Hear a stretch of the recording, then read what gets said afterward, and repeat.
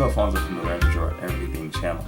Now, today I'm going to do a special demo of the Sakura Pigma Micron drawing pens. I'm going to combine the Pigma Micron pens with the graphic pens and drawing a skull. Let's do it. So let's discuss some of the materials I'll be using. For the pencil drawings, I'm going to be using the mechanical drawing pencils and the Sakura electric eraser. Sometimes erasing can lift the ink, see, and by having this precision, the precision that this allows to just erase small areas. So say for example you're doing ink over your pencil drawing, as you'll see what I'll do, then you can go in and erase really small areas. If you want, you can actually make a line.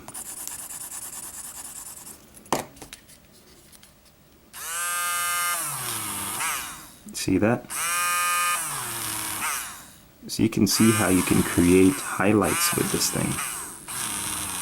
Really cool. And if you can get your hands on one, I would definitely recommend it.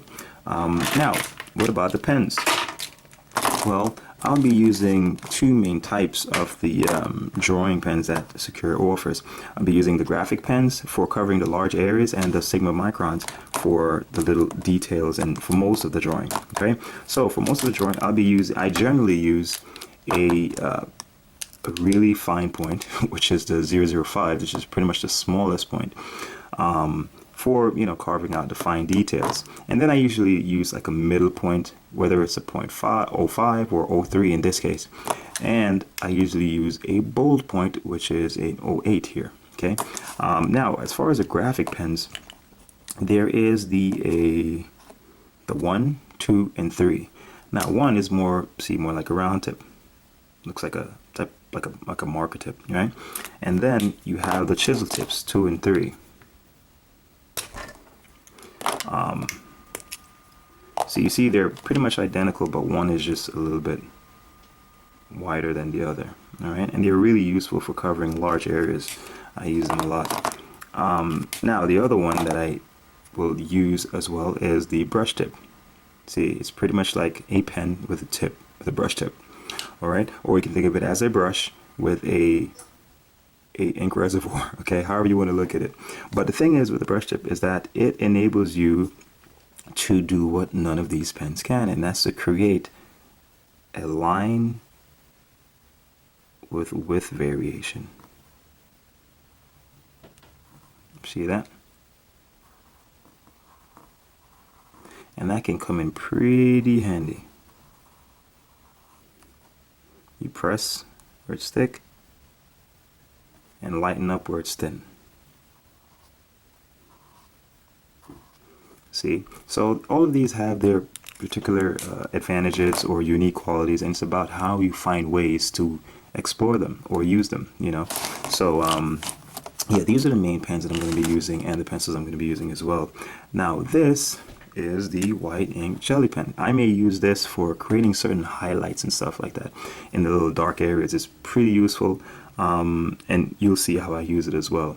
But you can use this to do drawings also on like a black paper or a toned paper to create highlights, however you want to use it. But it's good to find ways to incorporate this in your drawings. It definitely makes it a lot more dynamic, especially if you're not necessarily working on a white paper. And even if you are, you can work in the ink itself. All right, so those are the materials I'm going to be using. So let's get started.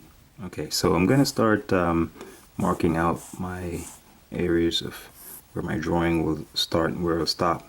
It's a good idea to do that before you start your drawings, especially if it's going to be like a really finished detailed drawing, so that way you can contain the proportions. Okay, it prevents you from having parts of your drawing start out small and then it expands outside of your control. So set your limits and then you work within that. It's really good practice. So I'm just going to start by framing out just a general area. I'm looking at the basic shapes here, or the basic shapes of this thing, and know that your proportions can be adjusted as you go along. And there's nothing wrong whatsoever with starting your drawing like this. Okay, there's nothing wrong with starting with construction lines, starting it looking very simple in the beginning, and then as you go forward it gets a little bit more developed.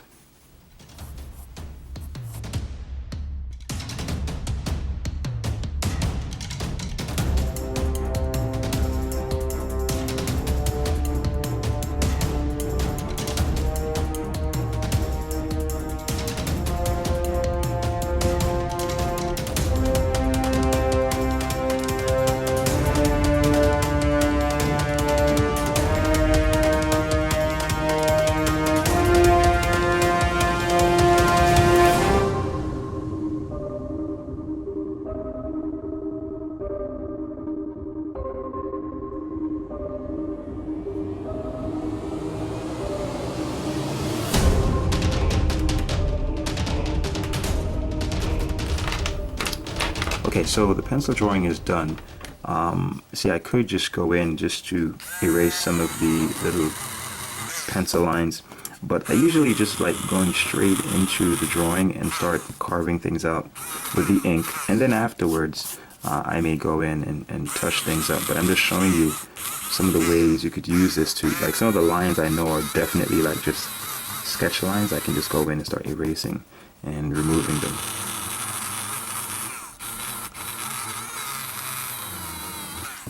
Let's see. All right, so for the pens, here we are. As I said, I'm going to be using the 005 for most of the initial line work, just to start lining things in, creating an outline drawing, and then I'll just instinctively just pick from these as I see the need. All right, so let's get started.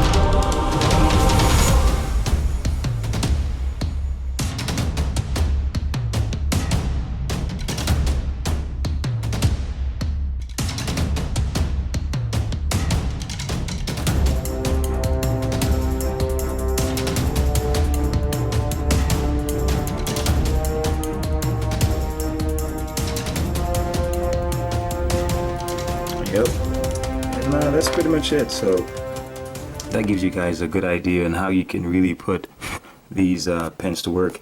And as soon as you know, all the ink work is done, I can just go in and start sharpening up these little areas, getting rid of all the underlying pencil drawing.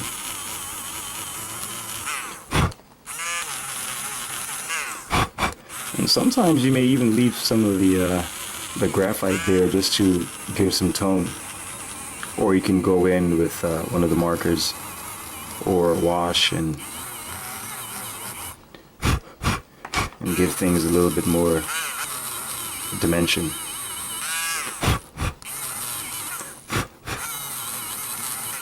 So there you go. So hopefully that will give you guys some ideas on how you can use these pens. They're very versatile and they allow you to do a lot, and hopefully you'll be inspired now to go out and do your own drawings.